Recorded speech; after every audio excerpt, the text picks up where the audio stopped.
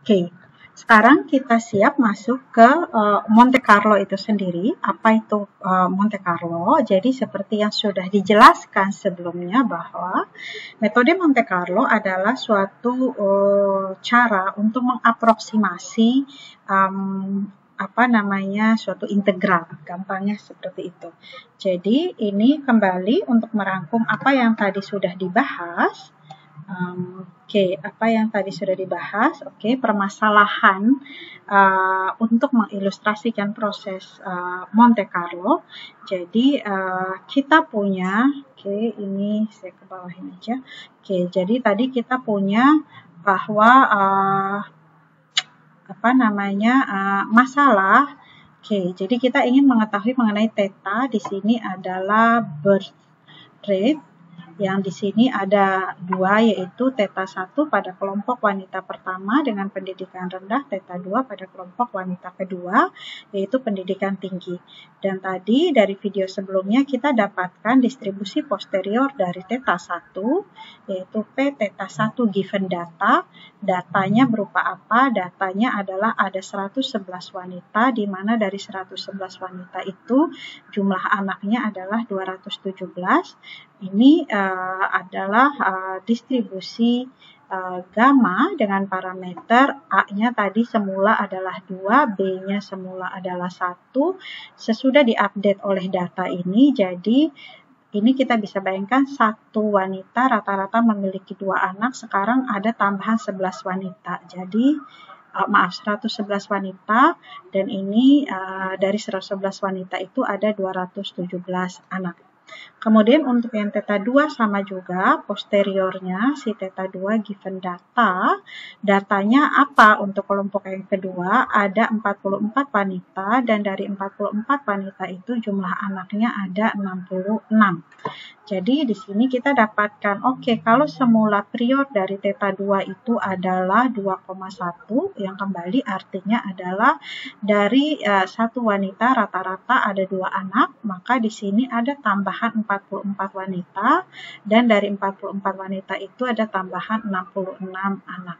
Sehingga ini adalah distribusi posterior dari si parameter theta 1 dan theta 2. Nah, sekarang kita ingin melakukan, misalkan kita mau menghitung, jadi tadi dari sampel sebenarnya kelihatan bahwa yang kelompok 1 ini jumlah anaknya lebih banyak dibandingkan dengan yang kelompok 2.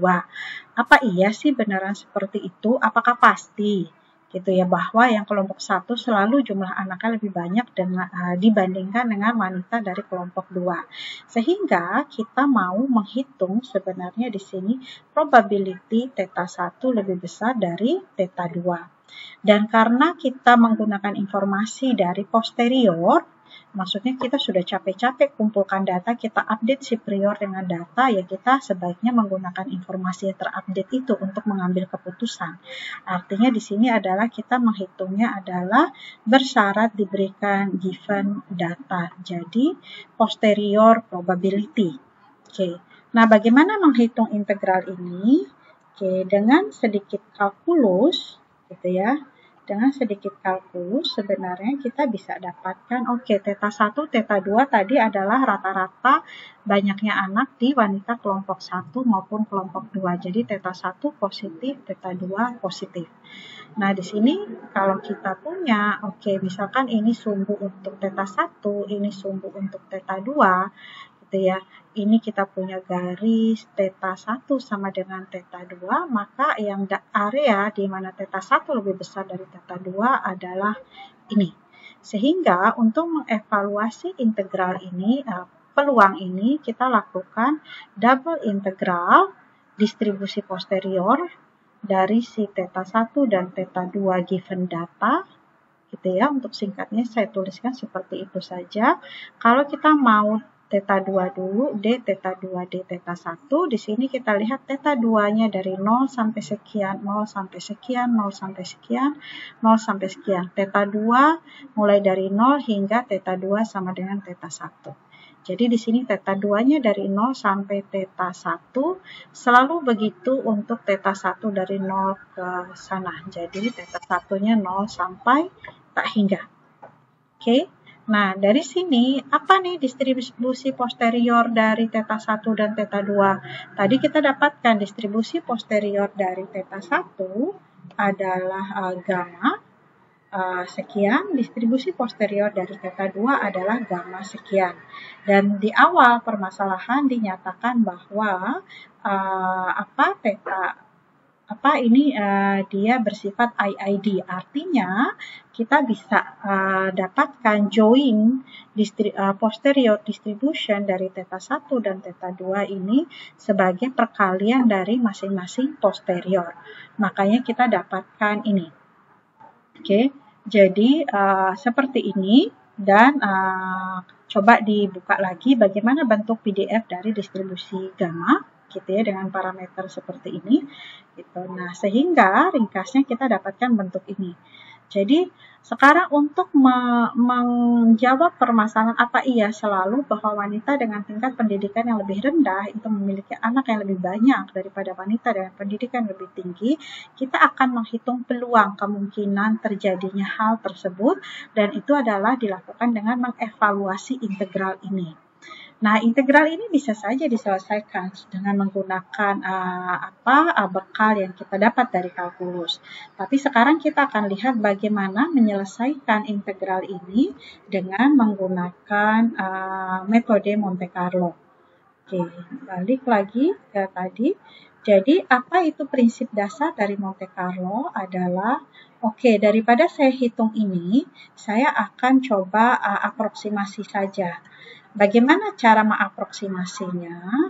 Ini kan kita dari bentuk fungsional ya. Bentuk fungsional itu artinya sudah mewakili seluruh populasi. Jadi misalkan bilang, oh ya, dari distribusi, gampangnya gini saja. Misalkan tadi yang pertama saya mau hitung ekspektasi θ1. Ekspektasi θ1 bersyarat data, tentunya ini dari posterior ya, mean posterior.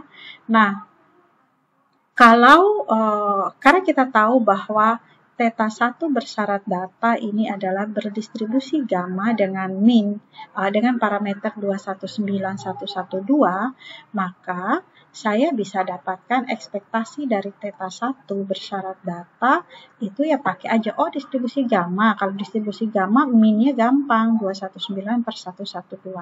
Nah, ini namanya secara analitik. Gitu ya. Analitik itu artinya menggunakan sifat yang sudah well established dari ini. Karena kita tahu, oh ya distribusi gamma. Ya anggap aja gambarnya seperti ini, nilainya macam-macam. Terus ini kita bisa hitung. Gitu ya, dengan menggunakan ini, sifat dari distribusi ini. Nah, kalau dengan Monte Carlo prosedurnya nggak seperti itu. Jadi ibaratnya Monte Carlo itu seolah-olah kita nggak bisa lah gitu loh. Gampangnya kita nggak bisa, atau karena satu dan lain hal kita tidak melakukan ini. Karena kan sebenarnya ini kalau mau dihitung kan integral dari 0 sampai hingga PDF itu kan. PDF si theta ini. Gitu. Ini karena kita tahu aja sifatnya, propertinya, jadi gampang seperti ini. Tapi aslinya kita harus menyelesaikan integral ini 1 per gamma alfa, alfa pangkat beta pangkat alfa gitu ya. Pangkat min X per beta, terus udah gitu theta pangkat X pangkat alfa min 1 dx, misalnya seperti itu. Atau di sini X-nya adalah theta. Gitu ya. Nah, kalau dengan Monte Carlo, dia tidak begitu. Yang dia lakukan apa? Ambil sampel. Ambil sampel dari mana? Ambil sampel dari ini, dari si distribusi gamma ini. Dari si distribusi gamma 219112. Ambil sampelnya berapa banyak? Ya terserah. Terserah mau banyak, mau sedikit, silakan, nggak masalah. Nah, dari ambil sampel ini, katakanlah ambil sampel sejumlah 10. Jadi kan dapat nih θ1, θ2, dan seterusnya sampai θ10. Ini maksudnya indeks ini beda ya perannya dengan indeks di sini. Ini indeks di sini adalah saya tulis aja lah. θ1 yang ke gini aja. Gitu ya. Jadi θ1 saya ambil dari distribusi si θ1. Dari distribusi ini ambil 10 nilai, ambil sampel. Jadi sekarang aproksimasi saya untuk mean posterior adalah ya udah sigma dari θ I1 sampai 10 per 10. Ini adalah aproksimasi Monte Carlo dengan ukuran sampel 10 untuk min dari theta 1. Kalau mau ambil 100, ya silahkan juga. Jadi kita punya theta 1 sampai theta 100. Ini untuk si 1 ya. Jadi aproksimasi Monte Carlo dengan ukuran sampel 100 adalah ya udah sigma theta I-nya 1 sampai 100 per 100. Gitu. Jadi kalau kita ambil sampel itu yang di sini dituliskan gitu ya. Jadi kalau kita ambil sampel seukuran S, jadi kita punya theta 1, theta 2, sampai theta S. Ini misalkan saya masih fokusnya cuma untuk yang dari kelompok 1.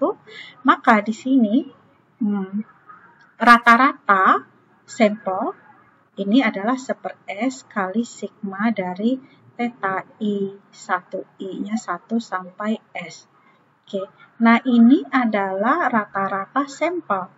Padahal tadi tujuan kita adalah sebenarnya menghitung ekspektasi dari si theta 1 given data.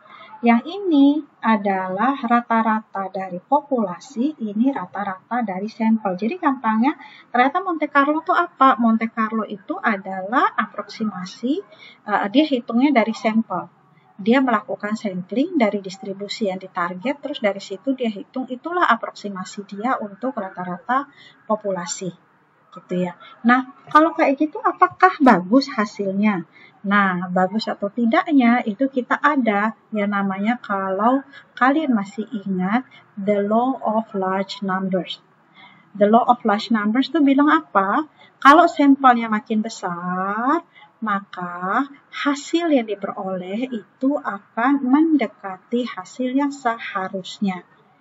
Gitu. Jadi ini yang kita punya di di sini. Jadi ambil sampelnya sebanyak S gitu ya. Jadi kita simulasikan sebanyak S kali, ada sebanyak S, maka rata-rata dari sampel kalau N-nya membesar akan menuju ke rata-rata yang seharusnya, yang dari populasi harusnya lewat mengevaluasi integral ini. Untuk pengukuran yang lain juga sama, misalkan kita mau menghitung variasi, gitu ya. Kita mau menghitung variasi. Variasi dari gamma itu apa sih? Kalau secara analitis, gitu ya. Kalau secara analitis di sini variasi dari distribusi gamma, kalau min-nya A per B, variasinya AB per A. Itu kita harus Google, saya sendiri lupa. Gitu ya, variasinya kalau nggak salah A per B. Coba kita lihat.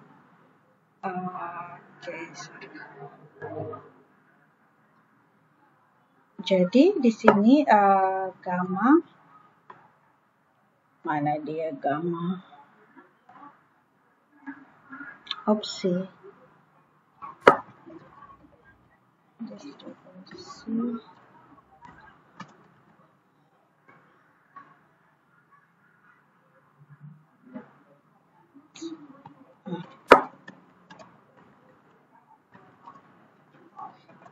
Distribution. Oke. Jadi di sini kita punya, kalau kita menggunakan A dan B-nya shift dan rate, min-nya alpha per beta, variasinya alpha per beta kuadrat ya. Oke. Jadi alpha per beta kuadrat, A per B kuadrat. Ini secara analitis. Tapi kalau secara Monte Carlo, dengan simulasi Monte Carlo, maka kembali tetap kita ambil, ya benar-benar kita menghitung variasi itu gimana sih? Oh, variasi itu adalah sigma dari XI min X bar kuadrat per N min 1. Ini kalau kita pakai penaksir yang tak bias. Dalam hal ini, yang X-nya kita sebenarnya adalah si theta. Jadi, kalau kita mau menghitung variasi dari theta secara Monte Carlo, algoritmanya ya pertama ambil sampel theta 1 di sini ya, karena tadi contohnya theta 1 berukuran S. S-nya kita tetapkan. Kemudian habis itu ya udah, jadi kita punya theta 1, theta 2, theta 3 dan seterusnya sampai theta S. Ini dari yang untuk kelompok pertama. Kemudian apa? Ya udah hitung. Apa rumus hitung untuk si variasi? Yaitu jadi variasi dari theta given data, theta 1 given data, ini adalah sigma X-nya itu adalah X yang dimaksud X di sini adalah theta. Jadi sigma theta I1 minus theta 1 bar kuadrat dibagi dengan S-1. Gitu. Jadi ini kita hitung nih. Theta 1 barnya seperti apa? Sigma theta per N. Jadi kita masukkan. Ini kan benar seperti kita menghitung variasi dari sampel. Dan ini merupakan aproksimasi Monte Carlo untuk si variasi dari ini variasi sampel gitu ya. Kalau yang dari populasi, variasi adalah ekspektasi dari si theta minus ekspektasi theta gitu ya. Ekspektasi X min mu kuadrat. Oke, bersyarat data tentunya. Gitu ya, kuadrat. Ini adalah variasi dari populasi yang harusnya evaluasinya tadi integral bla bla bla bla yang kita dapat shortcutnya A per B kuadrat itu yang secara ini analitis. Pendekatan dengan Monte Carlo adalah dengan cara seperti ini. Jadi sederhananya apa? Sederhananya adalah si Monte Carlo itu adalah kita ambil sampel. Dari sampel ini kita hitung-hitung yang hasilnya untuk mengaproksimasi apapun yang kita mau hitung dari populasi. Nah, bedanya apa dengan sampel yang biasa? Maksudnya kalau ingat tadi contoh awal, ambil data dapat Y, terus kita hitung Y bar gitu kan. Nah, ini sebenarnya adalah informasinya hanya sampel dari ini sampel untuk data per orang. Sementara yang dimaksud dengan di sini sampel pada Monte Carlo adalah sampel untuk nilai-nilai parameter pada populasi.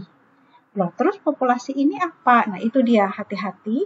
Jadi tadi strukturnya mungkin ya kalau bisa di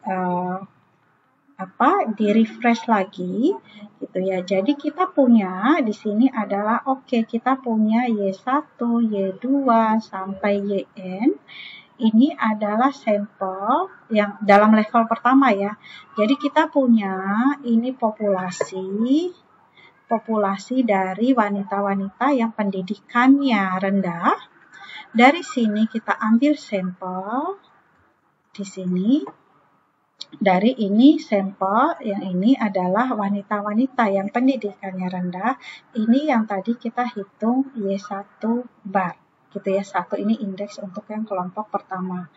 Nah, yang dimaksud dengan sampel dan populasi dalam konteks Monte Carlo di sini adalah dari proses ini dengan metode Bayesian ini kita dapat nih datanya kumpulan Y. Kemudian untuk data ini kita asumsikan bahwa dia Y ini berdistribusi tadi Poisson dengan parameter theta, di mana theta ini bukan hanya satu nilai, tapi mungkin ada berbagai pilihan nilai dari theta. Kenapa ada berbagai pilihan nilai dari theta? Karena untuk mewakili ketidakpastian, keraguan kita sebenarnya berapa sih tetanya. Jadi di sini tetanya kita punya suatu distribusi. Yang tadi kita tetapkan theta berdistribusi gamma. Gitu ya. Jadi instead of just one value gitu ya, kita menetapkan dia bisa mengambil berbagai macam nilai yang mungkin. Jadi di sini kita ada populasi untuk theta. Gitu ya. Apa maksudnya populasi untuk theta? Ya ini tebakan awal kita kalau dia berasal dari gamma A, B, artinya di sini ini katakan seperti ini bentuknya, ini tetanya gitu ya. Jadi tetanya tuh bisa mengambil nilai-nilai di sini. dalam rentang dari distribusi gamma A, B. Yang tadi tetanya bisa 2, bisa 3, bisa 1,5, 1,7, 12, 15, dan seterusnya. Jadi ada banyak sekali kemungkinan nilai theta. Itu makanya ini disebut populasi gitu loh. Jadi kalau pada Bayesian parameternya itu bukan satu nilai, tapi dia ada banyak sekali yang kita akhirnya menyebut populasi dari theta. Nah, dari sini ya udah theta kita punya dugaan awal di-upgrade oleh data. Data ini kita ambil dari populasi orang. Jadi kalau di sini mungkin kalau kita bilang populasi orang.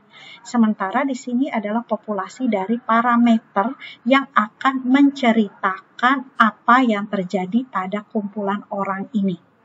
Jadi beda konteks populasinya. Oke. Nah, kemudian dari sini di-upgrade oleh data, akhirnya dapat posterior dari theta given data. Kembali ini juga adalah distribusi gamma yang terupdate.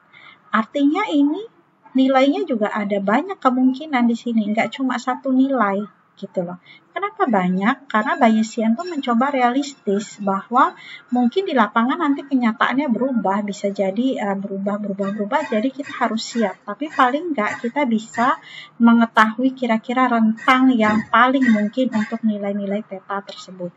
Jadi ini kita punya nih populasi dari theta yang sudah di-upgrade oleh data.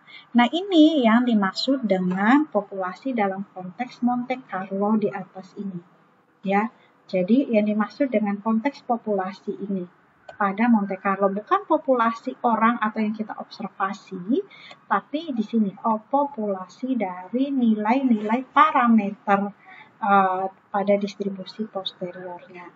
Nah, yang ini tadi, oke, ada banyak nilai, tapi karena kita mau merangkum, ya tadi biasa kita lewat ekspektasi si theta given data. Ya ini tadi kalau secara analitis. Nah, kalau dengan Monte Carlo, ambil sampel.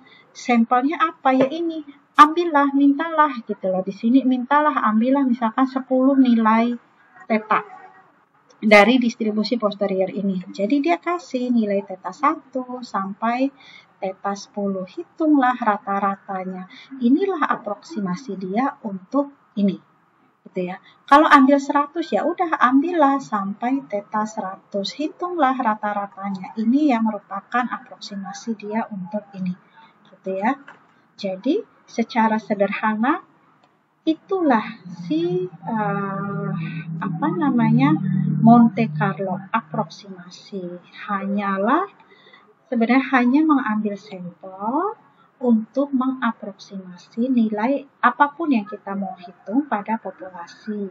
Cuma bedakan tadi konteks sampel dan populasi di Monte Carlo gitu ya, dengan konteks sampel dan populasi yang kita biasanya kenal gitu ya, objeknya berbeda.